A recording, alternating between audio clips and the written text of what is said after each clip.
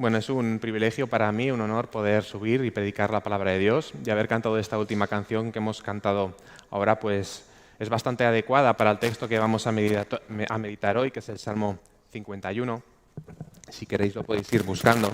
Y es que hemos cantado que nuestras faltas son muchas, pero su gracia es mayor. Y el Salmo 51 es un salmo de arrepentimiento de David. Así que estas palabras son muy adecuadas para meditar en el texto de hoy. Pero antes de leer el Salmo, entiendo que muchos, la mayoría, conocéis el pecado que cometió David y por el cual luego escribió este Salmo de arrepentimiento. Pero como no sé si todos tenemos el mismo conocimiento de la historia de David y del pecado que cometió con Betsabé, me gustaría hacer un breve resumen para que todos estemos en la misma posición, para luego entender este salmo que luego escribió de arrepentimiento David. Y es que nos dice la Biblia que David, siendo ya rey, el gran rey de Israel, en lugar de ir a la guerra, decidió quedarse en palacio porque ganaba todas las victorias. Tenía a Joab, que iba a la guerra, tenía buenos soldados, ganaban absolutamente todas las victorias y él creyó conveniente quedarse tranquilamente en palacio, en Jerusalén.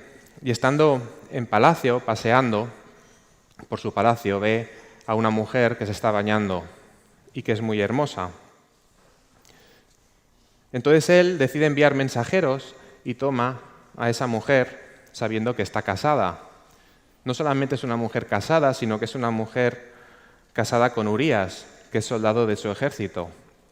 Y según 2 Samuel, capítulo 23, no es un soldado cualquiera porque está incluido dentro de los valientes de David. Así que David seguramente conocería a Urías y era un buen soldado, un buen siervo del rey. Entonces David toma a Betsabé y queda embarazada. Ella se lo hace saber al rey y entonces David traza un plan para esconder ese pecado. Hace llamar a Urías, que vuelva de la guerra, para que vaya a su casa, se acueste con su mujer y de esta manera él crea que el hijo que ella llevará en su vientre es de él, de su marido. Pero el plan de David sale mal, porque Urías no entra en su casa y se queda a dormir en la puerta de su casa. El motivo que da Urías para no entrar en su casa es que él no puede tener ese honor, no ha hecho nada para merecer ese honor, mientras que el arca de Dios, mientras todo Israel y Jerusalén están en el campo de batalla durmiendo en tiendas, como él va a entrar a su casa y dormir en su cama con su mujer. Así que el plan de David sale mal, pero traza otro plan. Llama a Urías, lo hace venir a palacio y lo invita a cenar en palacio. Y lo hace con un propósito, el propósito de emborracharlo, para que luego vuelva a su casa y duerma con su mujer. Pero ni aún así, ni aun habiendo emborrachado a Urías no entra en su casa y una vez más se queda en las puertas de su casa, durmiendo fuera de su casa. Así que el plan de David sale mal. No consigue engañar a todo el pueblo y a Urías para que crean que ese hijo que él ha engendrado con Betsabé es de Urías y no de él. Así que traza otro plan, aún peor. Manda de nuevo a Urías a la batalla y ordena que sea colocado en el frente, donde la batalla es más cruda, allí donde haya más crudeza. ¿Para qué? Para que muera. Y David lo consigue. Urías cae en la batalla y muere. Y una vez Betsabé ha pasado el duelo por la muerte de su marido, entonces David la toma como esposa, seguramente pensando que ahora todos creerían que ese hijo que ella lleva adentro era legítimo. Entonces vemos que lo que hizo David no fue simplemente pecar, sino que para esconder su pecado al pueblo, siguió pecando cada vez con más gravedad. David adulteró, David mintió y David asesinó. Y no solo eso, sino que no vemos que David se arrepintiera hasta que no llegó Natán, el profeta Natán, y le confrontó con su pecado. ¿Cuánto tiempo pasó desde que Natán confrontó a David? Seguramente meses. Ella se quedó embarazada, tuvo que ser consciente que estaba embarazada y luego David trazó todo ese plan, tuvo que venir a caballo desde no se sabe dónde Urías a Jerusalén, luego volver a ir a la guerra, luego morir y luego Betsabé pasar todo el duelo antes de casarse con el rey. Pasaría mucho tiempo. ¿Qué le pasó por la cabeza a David? Siendo quien es él, siendo el siervo de Dios, siendo David conforme al corazón de Dios, ¿cuánto tiempo pasó? Y ni aun así no se arrepintió de su pecado hasta que Dios no envió a un hombre, a Natán, a confrontarlo. Quizás pensó que lo merecía. Él era el rey y Urías ni siquiera era israelita. Nos dice la Biblia que era eteo. ¿Cómo alguien que no es israelita puede tener a la mujer más hermosa de Jerusalén? Él es el rey, él la merece. No importa que ella estuviera casado. Quizás pensó eso. No lo sabemos porque la Biblia no nos lo dice, qué es lo que le pasó por la cabeza, pero lo que está claro es que su mente estaba nublada, que su corazón estaba cegado por su propia voluntad, por sus propios deseos. Y ahora nos encontramos con este salmo, con el Salmo 51, que nos dice que es el salmo que David escribió como consecuencia de su encuentro, de su confrontación con Natán. Así lo indica el encabezado. Así que vamos a leerlo. Ten piedad de mí, oh Dios, conforme a tu misericordia, conforme a la multitud de tus piedades, borra mis rebeliones. Lávame más y más de mi maldad y límpiame de mi pecado. Porque yo reconozco mis rebeliones y mi pecado está siempre delante de mí. Contra ti solo he pecado y he hecho lo malo delante de tus ojos, para que seas reconocido justo en tu palabra y tenido por puro en tu juicio. He aquí en maldad he sido formado y en pecado me concibió mi madre. He aquí tú amas la verdad en lo íntimo y en lo secreto me has hecho comprender sabiduría. Purifícame con hisopo y seré limpio. Lávame y seré más blanco que la nieve. Hazme oír gozo y alegría y se recrearán los huesos que has abatido.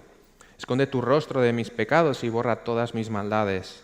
Crea en mí, oh Dios, un corazón limpio y renueva un espíritu recto dentro de mí. No me eches de delante de ti y no quites de mí tu Santo Espíritu. Vuélveme el gozo de tu salvación y espíritu noble me sustente. Entonces enseñaré a los transgresores tus caminos y los pecadores se convertirán a ti. Líbrame de homicidios, oh Dios, Dios de mi salvación. Cantará mi lengua tu justicia. Señor, abre mis labios y publicará mi boca tu alabanza, porque no quieres sacrificio, que yo lo daría, no quieres holocausto. Los sacrificios de Dios son el espíritu quebrantado, al corazón contrito y humillado no despreciarás tú, oh Dios. Haz bien con tu benevolencia a Sión, edifica los muros de Jerusalén, entonces te agradarán los sacrificios de justicia, el holocausto u ofrenda del todo quemada, entonces ofrecerán becerros sobre tu altar. Hasta aquí la palabra de Dios. Vamos a orar.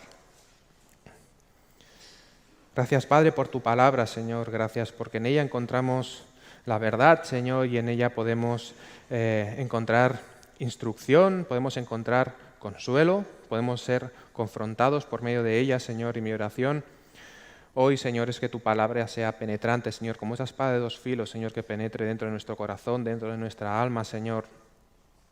Que sea, Señor, para que tú seas glorificado, Señor, que tu palabra sea para salvación, Señor, y que sea para santificación de aquellos que tú has salvado, Señor. Te lo pido en el nombre de tu Hijo, Cristo Jesús. Amén. En esta iglesia, para aquellos que venís habitualmente, es bastante común, hoy lo hemos hecho, en medio del tiempo de la alabanza, tomar un tiempo y orar al Señor en arrepentimiento y en perdón de nuestros pecados. Muchas veces durante este tiempo, en varias ocasiones, hemos leído precisamente este salmo, el Salmo 51, para introducir este tiempo en medio de la alabanza que solemos tener. Entonces, algunos pueden preguntarse, ¿tiene sentido hacer esto que hacemos? ¿Tiene sentido en medio de la alabanza que estamos cantando, estamos con gozo, estamos felices y ahora nos paramos de repente y nos humillamos y venimos a pedir perdón y arrepentirnos? ¿Es el mejor momento para hacer eso? ¿No hubiera sido mejor seguir cantando y exaltando al Señor porque Él lo merece, por todas las cosas maravillosas que Él ha hecho, seguir alabando a Dios? Si David fuera miembro de esta iglesia, seguramente hubiera alzado su voz en una oración con unas palabras parecidas a las que hemos leído en este salmo, unas palabras de arrepentimiento, porque es un salmo de arrepentimiento. Sin embargo, este salmo no es una oración. Este salmo está escrito y está pensado para ser cantado. Está escrito para el músico principal y además en el original está encabezado o está clasificado con la palabra mizmor, que significa canto. Es un salmo para ser cantado. Así que, a la luz de esta evidencia, si nos preguntamos si tiene sentido parar en medio de la alabanza para levantar nuestras oraciones de arrepentimiento, a la vista de cómo fue clasificado este salmo, podríamos decir que sí que tiene sentido. Así que ahora, al meditar en este salmo, nos va a ayudar a entender mejor la importancia del arrepentimiento y la relación, o cómo se encuentra relacionado este con la alabanza a Dios. Si leemos el salmo en los primeros versículos que hemos leído, vemos que claramente empiezan con un clamor a Dios. Cuando se refiere a Dios en la primera frase que encontramos, oh Dios, en el original está utilizando el nombre de Dios Elohim. Elohim es un nombre en plural. Y no es que haga referencia a la Trinidad de Dios, sino que se utilizaba este nombre cuando se quería hacer referencia a la omnipotencia de Dios, al poder infinito de Dios, y por eso se utilizaba un plural. Es curioso que el clamor de David al inicio del Salmo clama por misericordia de Dios, pero en cambio lo hace utilizando el nombre poderoso de Dios, el nombre que nos lleva a pensar al poder infinito de Dios. Eso significa que la misericordia de Dios está muy relacionada con el poder infinito de Dios. Quizás los hombres podríamos atribuir a la misericordia o a la piedad a cierta debilidad, pero en la Biblia no es así. La misericordia siempre va junto al poder infinito de Dios. Y esta apelación que hace aquí David en el Salmo no es una apelación a la misericordia de Dios en base al objeto de misericordia, que es el mismo David, sino que lo hace en base a Dios mismo. Dice, ten piedad de mí conforme a tu misericordia, conforme a la multitud de tus piedades. No es en base a lo fiel que ha sido David en el pasado, no es en base al clamor o a la pena o al dolor que siente David, no es en base a nada que haya en David, sino que es en base a Dios y al conocimiento que tiene David de Dios, por lo que David está apelando a la misericordia de Dios. En este salmo inicia exaltando a Dios por su omnipotencia al utilizar el nombre de Elohim y también por su bondad, reconociendo que Dios ya ha sido bondadoso y ya ha sido misericordioso anteriormente. No es en base a David, sino que es en base al carácter de Dios por el cual David apela a la misericordia de Dios, en base a lo que David ha conocido ya de Dios anteriormente. Y además clama para que sea lavado de su maldad. El lavamiento que leemos aquí en el Salmo hace referencia a un lavamiento constante. Dice, lávame más y más. ¿Cuánto es suficientemente limpio delante de Dios?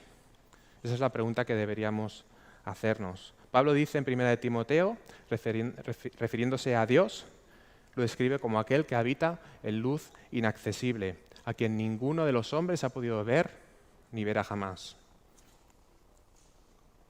Esta es la pureza y la santidad de Dios. Una pureza y una santidad que el hombre no puede resistir estar delante de su presencia, que no puede contemplar. Así que, ¿cuánto es suficientemente limpio delante de Dios? Pues nunca es suficiente. Esa es la respuesta. De aquí la petición de David de ser lavado más y más. Un lavamiento constante. Ninguna limpieza del hombre será suficiente para estar a la altura y al nivel de la santidad y de la pureza de Dios. Su santidad y su pureza no es nada que podamos imaginar y no podemos compararla con nada. Nuestra mente no puede entenderla, no puede concebirla. De ello esta petición de David de lavamiento constante. La palabra que se usa en el original para este lávame que leemos aquí hace referencia claramente en el original a lavar ropa. No se trata de lavar tu cuerpo o lavar cualquier otra cosa, sino hace referencia a lavar ropa. Un israelita entonces le llevaría directamente a pensar en aquellas leyes ceremoniales que encontramos en Levítico o en Números, donde el lavamiento de ropa estaba relacionado con múltiples enfermedades o con actos de impureza. En el resto del Salmo, en el versículo 7, vuelve a hablar de lavamiento y hace referencia a un elemento más, que es el hisopo. Se utilizaban varios rituales, pero junto con el lavamiento claramente está apuntando a la enfermedad de la lepra. El hisopo es una planta aromática que se utilizaba dentro de algunos rituales, dentro de las leyes ceremoniales.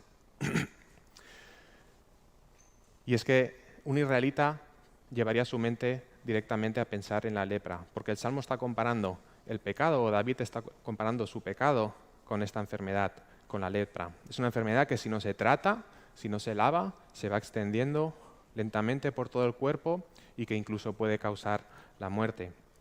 Incluso la ropa debía ser lavada, porque con cualquier cosa que hubiera estado en contacto a alguien con lepra, ese objeto podía incluso contagiar la enfermedad a otros. Esta es la manera en que el pecado actuó en David. Empezó ese pecado con una mirada, le siguió un pensamiento, le siguió una voluntad, le siguió un adulterio, le siguió una mentira, le siguió un asesinato, la muerte. Y es que el pecado que nosotros cometemos, ya sea grande o pequeño, según nuestro entendimiento, si no es llevado delante de Dios para que seamos lavados, actúa de esta manera en nosotros, nos consume poco a poco y nos mortifica. Cuando vamos en arrepentimiento delante de Dios, creo que es habitual, al menos a mí me ocurre, que nos centramos mucho en nosotros, en lo que hemos hecho, en cómo hemos caído, en el dolor que sentimos. Pero vemos en este Salmo, en los primeros versículos, que lo que está haciendo David es exaltar a Dios. No se está centrando tanto en él, sino que se está centrando en Dios. Está mirando a Dios desde el primer versículo. Se está centrando en Dios y lo está exaltando por ser poderoso, por ser misericordioso y por ser santo. Y el resto del Salmo va a ser desarrollado en base a estas tres declaraciones, en estas adoraciones y exaltaciones de Dios. A partir del versículo 3 empieza una confesión de David por su pecado, y confiesa que su pecado es constante y desde el mismo día que nació reconoce que ha sido formado en maldad y en maldad ha sido concebido. Y reconoce además que solo contra Dios ha pecado. Lo que David ha hecho está evidentemente mal, es delito. Hoy en día es delito, por supuesto, y también lo era entonces. Pero él reconoce que su pecado es contra Dios porque ha infringido la ley de Dios, porque se ha rebelado contra Dios y es a Dios a quien tiene que rendir cuentas. Es interesante la confesión que hace David, porque al mismo tiempo que David está confesando su naturaleza pecadora, de nuevo está exaltando a Dios, reconociendo que Él es justo en su palabra. Hay algunas traducciones que dicen que es sin reproche. En el versículo 4 exalta una vez más el sentido de santidad, el sentido de rectitud y el sentido de firmeza de Dios, que Dios es fiel a su palabra. Así que si en su clamor, en los primeros versículos, David estaba exaltando a Dios en su poder, en su misericordia y en su santidad, en su confesión David está exaltando a Dios en su justicia, en su rectitud y en su fidelidad a su palabra. Lo que está haciendo David, lo que leemos en este Salmo, en estos primeros versículos, está dejando claro cuál es la posición de David y cuál es la posición de Dios. Cualquiera puede ver y cualquiera puede entender lo alejados que están el uno del otro. Podemos ver en los primeros 6 versículos respecto a David que es rebelde contra Dios, que es malo delante de Dios, que es sucio delante de Dios, que es impuro delante de Dios y que ha sido formado en maldad y pecado desde el vientre de su madre. Pero en estos 6 versículos también podemos ver respecto a Dios que Él es todopoderoso, es Elohim, es misericordioso, es bueno, es santo, es justo y es recto. Qué contraste, ¿verdad?, entre uno y el otro. Y eso lo vemos al inicio del Salmo. En los primeros 6 versículos podemos sacar esta conclusión de David y esta conclusión de Dios. Cualquiera de nosotros debería ver un contraste tan grande como este. Clamar a Dios en arrepentimiento debería hacer ver nuestra posición delante de Dios y ello nos tendría que llevar a una cosa, a exaltar a Dios y asombrarnos de cuán grande es nuestro Dios. Cuando pecamos hemos dejado de ver su grandeza y su santidad. Y al arrepentirnos, lo que estamos haciendo es volver nuestra mirada a Dios. Y al mirar a Dios de nuevo deberíamos de asombrarnos de ver cuán grande y cuán alto es Él y cómo hemos caído nosotros. El arrepentimiento no va tanto de mirarnos a nosotros mismos, de mirar a nuestro ombligo, sino que el arrepentimiento va de mirar a Dios. Me gustaría hacer un paréntesis dentro del texto, porque evidentemente estamos hablando de arrepentimiento y hablar de arrepentimiento conlleva que hay pecado. Por lo tanto, estamos hablando de pecado y mucho, ¿verdad? Y sé que hay personas en esta iglesia y en muchas iglesias que hablar de pecado, no sé si utilizaría la palabra molestar, pero trae tristeza hablar de pecado, ¿verdad? Hemos sido perdonados por Cristo, el pecado queda atrás, hemos sido justificados delante de Dios por medio de Cristo, hemos sido lavados y nos ve santos y perfectos siempre a través de Jesús. Tenemos motivos más que suficientes de estar gozosos, de exaltar a Dios, y hay muchísimas cosas de las que podríamos hablar, muchas bendiciones que hemos recibido por gracia de Dios. Así que, ¿por qué hablar de pecado, no? El pecado nos entristece. Creo que esta manera de pensar, no quiero en absoluto criticarla porque es totalmente razonable, pero creo que está muy condicionada por la sociedad en la que vivimos. Vivimos en una sociedad que hay muchas filosofías, muchas maneras de pensar, pero hay una forma de pensamiento que es el positivismo y que lo vemos reflejado de una forma muy sutil en todas las áreas de nuestra vida y evidentemente nosotros también estamos influenciados, estamos bombardeados por todas partes. Esta forma de pensar está metida, por ejemplo, en la enseñanza, está metida también en el deporte de élite, por ejemplo, en las empresas, en la forma como se relacionan los jóvenes hoy en día, en las redes sociales. El padre de la psicología positiva es Martin Seligman y dice lo siguiente, dice: la psicología necesitaba dar un nuevo paso. Era necesario estudiar desde un punto de vista científico todo aquello que hace feliz al ser humano. De este modo se podría ayudar a las personas a construir una realidad más satisfactoria. Y había un artículo en El País que leí que decía lo siguiente, dice: cuando ocurre algo negativo se tiende a dramatizar y se comienza a pensar que no se está preparado para ese cargo o que se tiene poca pericia. En ese momento se debe reformular la historia que uno se cuenta a sí mismo. Hay que poner el foco en las virtudes y en los logros cotidianos para saltar del pesimismo y el drama a la esperanza y la resiliencia. Es vital para mantenerse optimista y, sobre todo, no perder el tiempo preocupándose por las cosas que están fuera del círculo de influencia. Era un artículo que escribía un catedrático, creo que era de la Universidad de La Rioja, respecto al pensamiento positivo o a la psicología positiva. Creo que todos, absolutamente todos, estamos influenciados por esta forma de pensar, unos más que otros, y el hecho de que se hable de pecado lo asociamos directamente con algo negativo, y evidentemente es negativo. Pero de lo que hablamos es de arrepentimiento. Y como hemos visto, el arrepentimiento exalta claramente a Dios, el arrepentimiento genuino, por lo tanto no puede ser algo negativo. ¿Qué hubiera ocurrido si David hubiera seguido esta línea de pensamiento? Quizás hubiera pensado en todos aquellos logros que consiguió en su juventud, en su obediencia a su padre, en cómo pastoreaba al rebaño, en cómo venció a Goliat, cómo respetó y honró a Saúl, incluso en la locura de Saúl, y en cómo trajo el arca a Jerusalén y bailaba con gozo delante de ella, en todas las batallas que venció para Dios. Lo que está claro es que si David hubiera pensado de esta manera y hubiera apartado todo aquello negativo de él y se hubiera quedado con todo aquello positivo, y era mucho lo que tenía, jamás hubiera escrito este salmo de arrepentimiento. Es más, es posible que una forma de pensar similar a esta, centrándose en aquello positivo que él tenía, un enfoque similar puede que le llevara a hacer lo que hizo, a buscar su propia felicidad sin importar todo lo demás. Como decía, es cierto que el pecado es negativo, eso no hay duda, pero el arrepentimiento es algo positivo, porque el arrepentimiento glorifica a Dios. Con el pensamiento positivo, con el que estamos hoy envueltos en nuestra sociedad, David nunca habría buscado la reconciliación con Dios. A partir del versículo 6, vemos la necesidad que tiene David de ser reconciliado con Dios. Dice que, en primer lugar, que Dios ama la verdad en lo íntimo. Con estas palabras, lo que el Salmo nos apunta es directamente al corazón. La clave del arrepentimiento genuino está en el corazón. Es con el corazón con que pecamos. El corazón es la parte más íntima de todo nuestro ser.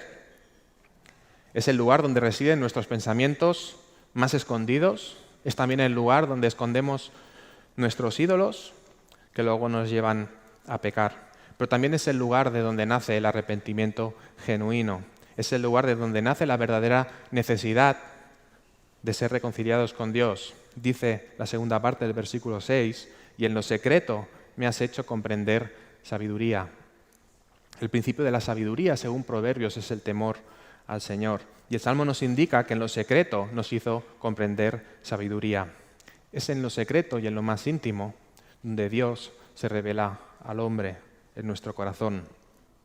Dice Isaías 23, pero si ellos hubieran estado en mi secreto, habrían hecho oír mis palabras a mi pueblo y lo habrían hecho volver de su mal camino y de la maldad de sus obras.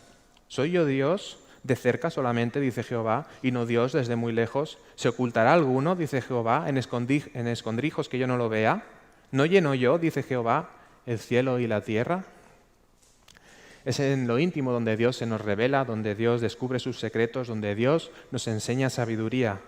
Es en lo íntimo y en lo secreto donde empezamos a conocer a Dios, donde empezamos a temer con ese temor reverente a Dios por tan grande, tan temible y tan misericordioso que es nuestro Dios. Es en lo íntimo donde buscamos ser limpiados, donde el alma busca reconciliarse con su Creador. En el versículo 10 sigue diciendo en el Salmo, crea en mí, oh Dios, un corazón limpio y renueva un espíritu recto dentro de mí. La palabra original que se utiliza para este crea es exactamente la misma palabra que tenemos en Génesis 1:1 cuando dice en el principio creó Dios los cielos y la tierra. Y es intencional buscar la misma palabra, utilizar la misma palabra en este salmo. La necesidad de David es tal que lo que reconoce que necesita es una creación completamente nueva, empezando desde su corazón. Esta es la necesidad de aquel que verdaderamente ve la santidad de Dios y se ve a sí mismo con su pecado al lado de tanta santidad. No pide que su corazón sea sanado, sino que pide que su corazón sea recreado por completo. Esta necesidad es la misma que Pablo relata o refleja en Tito capítulo 3, donde hay una mayor revelación. Nos dice, nos salvó no por obras de justicia que nosotros hubiéramos hecho, sino por su misericordia, por el lavamiento de la regeneración y por la renovación en el Espíritu Santo, el cual derramó en nosotros abundantemente por Jesucristo, nuestro Salvador. No puede haber purificación, no puede haber lavamiento, no puede haber restauración, como habla también Ezequiel respecto al corazón, sin un corazón y un espíritu renovado por completo. David está pidiendo esa reconciliación con Dios y el pecado es rebelarnos contra Dios. El pecado, la palabra pecado significa fallar en el objetivo. El pecado provocó esa ruptura entre la relación entre Dios y el hombre y nuestro pecado pone enemistad entre nosotros y Dios. Sin un corazón limpio, renovado, renacido y sin el Espíritu de Dios en él, no puede haber reconciliación. En este texto que he leído, que escribe Pablo a Tito, vemos claramente además que esto es por medio de Jesucristo, nuestro Salvador. Sin la obra de Jesús no es posible esta reconciliación. Aquel que no le pertenecía, que estaba muerto en su pecado, ahora es reconciliado con Dios para vida. Pero aquel que le pertenece, que ya ha sido salvado, es reconciliado y es lavado constantemente por medio de Cristo para santificación. Así que el arrepentimiento es necesario tanto para aquel que no cree y es llamado, como para aquel que cree. Y en ambos casos no es posible el arrepentimiento sin la persona de Cristo. Después de la confesión de David, David clama por restaurar su relación con Dios. Dice, y no quites de mí tu Santo Espíritu, vuélveme el gozo de tu salvación. En aquellos tiempos el Espíritu Santo era puesto y era quitado. Leemos en 1 Samuel, en el capítulo 16, como cuando David fue ungido por Samuel, el Espíritu de Dios descendió sobre él. Y en el mismo capítulo leemos que el Espíritu fue quitado de Saúl. Después de la venida de Cristo, Él nos encomendó su Espíritu. En Hechos, capítulo 1, dice, mas vosotros seréis bautizados con el Espíritu Santo. Y en el mismo Hechos, capítulo 1, además nos relaciona el Espíritu con el cual descendió sobre David. Dice, y era necesario que se cumpliese la Escritura en que el Espíritu Santo habló antes por boca de David acerca de Judas. Así que vemos claramente que el Espíritu que leemos en Samuel, que descendió sobre David y que fue quitado de Saúl, es el Espíritu Santo. Es la tercera persona de la Trinidad. Y aunque actualmente el peligro para los creyentes no está en que el Espíritu Santo sea quitado, porque no se nos ha puesto porque seamos reyes, o porque seamos profetas, o porque haya ningún mérito en nosotros, sino solo por la obra de Cristo. Y por lo tanto, si no lo merecemos, no nos va a ser quitado porque no es por méritos nuestros, sino por méritos de Cristo. Pero hay otro peligro que Pablo nos alerta en Efesios y en 1 Tesalonicenses, que es contristar el Espíritu o apagar el Espíritu. El corazón del creyente que no busca a Dios en arrepentimiento, que no busca reconciliación, no busca entonces crecer en santidad y en consecuencia apaga el Espíritu, contrista al Espíritu. Esto es lo que le sucedió a David y este es el motivo por el cual cayó en esta espiral de pecaminosidad que acabó en un asesinato. Viendo este salmo, cómo se desarrolla, podemos ver claramente cómo Dios puede usar el arrepentimiento con un doble propósito. Por un lado, en primer lugar, nos reconcilia con Dios, como hemos visto, restaura nuestra relación con Él. Y es interesante porque, como hemos visto, el arrepentimiento es tanto para aquel que ha sido salvado como para aquel que aún no ha sido salvado y es llamado por Dios. El arrepentimiento es para vida y el arrepentimiento es para santidad.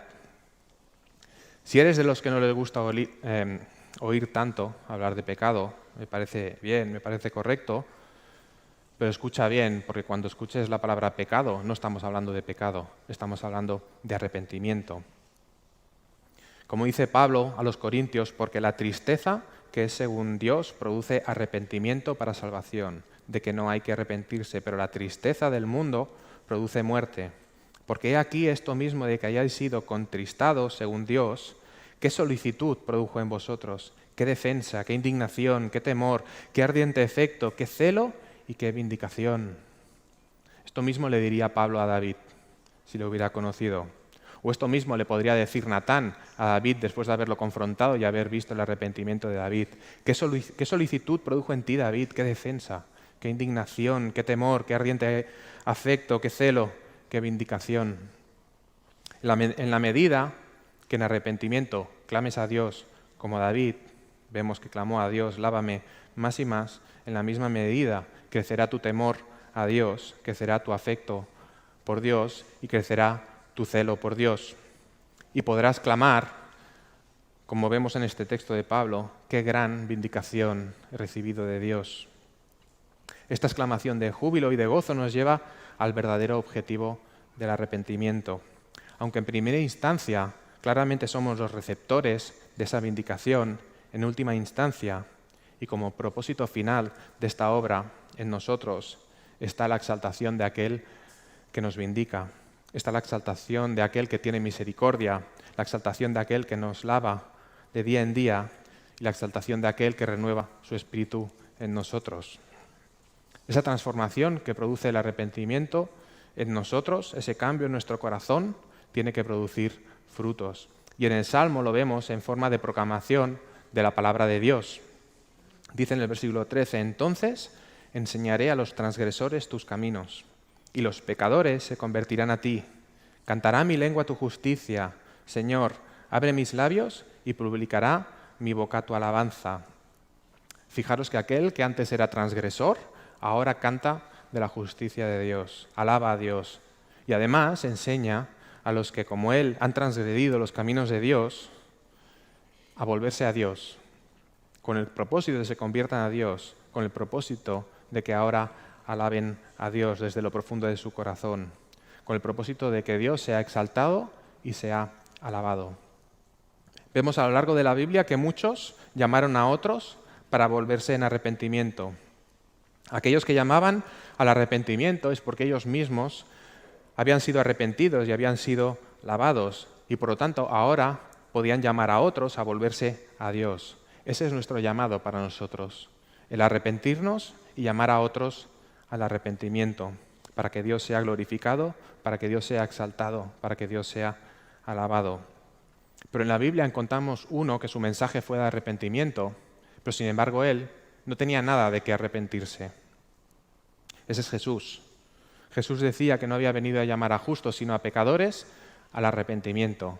El mensaje de Jesús era un mensaje de arrepentimiento. Y es a Él a quien llama, a quien glorificamos cuando venimos en arrepentimiento y fe a los pies de la cruz. Y fijaros en el versículo 17, dice, al corazón contrito y humillado no despreciarás tú, oh Dios. Cuando venimos en arrepentimiento y fe a los pies de Cristo, ya sea para salvación o ya sea para santificación, lo que recibimos evidentemente es salvación, es perdón, es santificación, pero quien se lleva la gloria es Cristo, es Dios, no somos nosotros. Y esto lo podemos ver, y espero que haya quedado claro en el desarrollo de este salmo. Te invito a que lo leas en tu casa con calma y veas cómo Dios es alabado y cómo Dios es exaltado desde el principio hasta el final.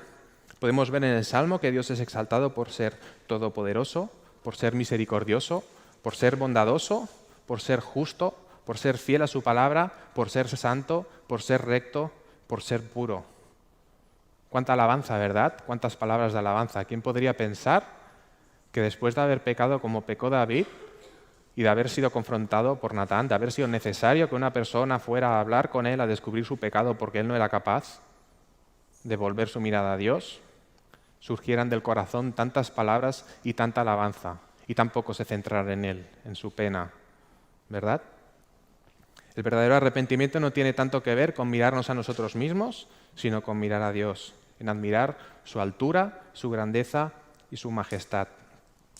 Y al ser transformados, no podemos hacer otra cosa que exaltarle y que adorarle y que proclamar su palabra. El verdadero arrepentimiento produce frutos de labios que confiesan su nombre, como dice Hebreos 13. Y ese es el verdadero sacrificio de alabanza que el Señor demanda de nosotros. Vemos como a lo largo del Salmo del clamor y la necesidad de lavamiento y reconciliación pasamos precisamente al verdadero sacrificio de alabanza que es acepto delante de Dios. Dice en el versículo 15, Señor, abre mis labios y publicará mi boca tu alabanza, porque no quieres sacrificio que yo le daría, no quieres holocausto. Los sacrificios de Dios son el espíritu quebrantado. Para aquellos que no conocen a Dios, el mensaje de arrepentimiento es el mismo que para aquellos que ya hemos sido lavados mediante la sangre de Cristo. El arrepentimiento forma parte de la gracia irresistible del llamado de Dios. El llamamiento al arrepentimiento que hacía Cristo por las calles en Jerusalén, hoy en día lo sigue haciendo, pero hace por medio de su iglesia, por medio de su pueblo, por medio de aquellos que han sido redimidos, por aquellos que ha puesto en su corazón ese arrepentimiento y su corazón ha sido cambiado y ha sido renovado. Nosotros, su iglesia, ahora mismo somos aquel Natán que fue a buscar a David, o aquel David arrepentido que ahora va a buscar a otros para que se arrepentan a Dios. No somos aquel David que luchó contra Goliat, ese es Cristo. Nosotros somos el David que pegó contra Betsabé y que hemos sido restaurados, perdonados y transformados. Y ahora proclamamos la verdad y la justicia de Dios y hacemos un llamado al arrepentimiento.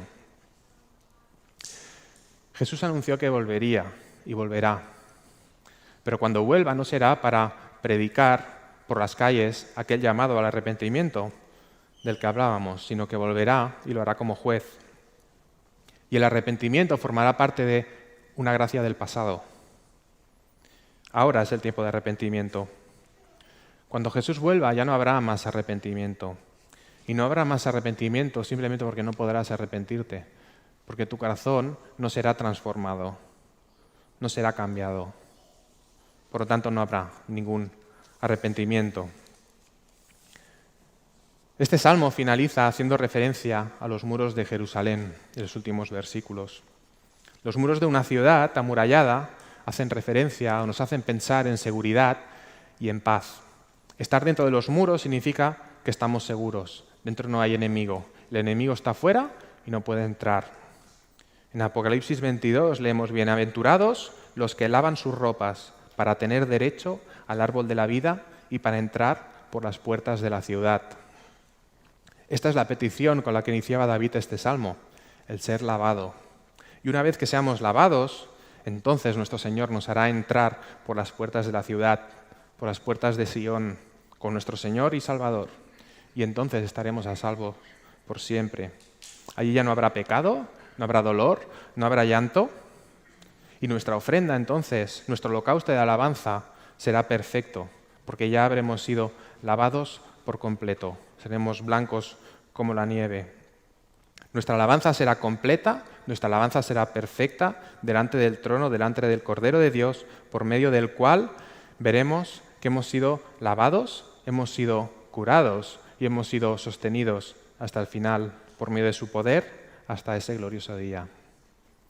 Así que mi petición en este día, mi oración es que cada vez que escuches hablar de pecado desde el púlpito entiendas que estamos hablando de arrepentimiento y por lo tanto entiendas que lo que estamos buscando es que tú glorifiques a Dios en tu vida, que le mires a Él y solo a Él, y entonces Él sea glorificado y sea exaltado.